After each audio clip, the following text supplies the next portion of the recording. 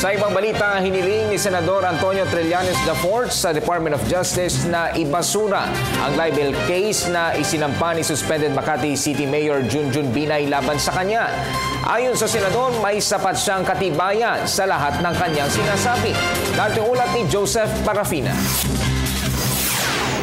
Personal na nagtungo sa Department of Justice at nanumpa si Senador Antonio Trillanes IV sa kanyang affidavit na libel case naman ay sinampa sa kanya ni suspended Makati Mayor Junjun Binay. Kung saan ginigiit ng mga Binay na lubang mapanira ang mga binibitawang salita ng Senador laban sa kanya at sa kanyang pamilya.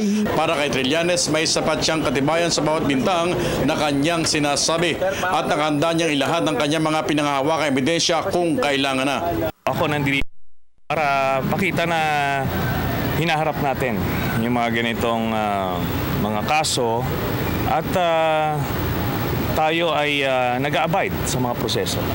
Una nang inakusahan ng Senador ang pamilya Binay dahil sa kickback sa mga overpriced na proyekto sa Makati kabilang na Makati City Hall Building 2, Makati Science High School at maraming iba pa.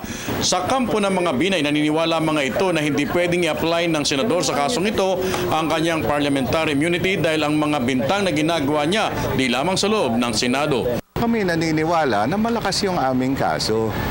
Dahil nga yan sinasabi ni Senator na immunity, yan ay nag-a-apply lamang sa paggagawa ng kanyang official function. Ang official function ho ng Senador, gumawa ng batas. Hindi ho mag-imbestiga at magsabi kung sino ang may kasalanan. Para sa Telebisyon ng Bayan, Joseph Parafina.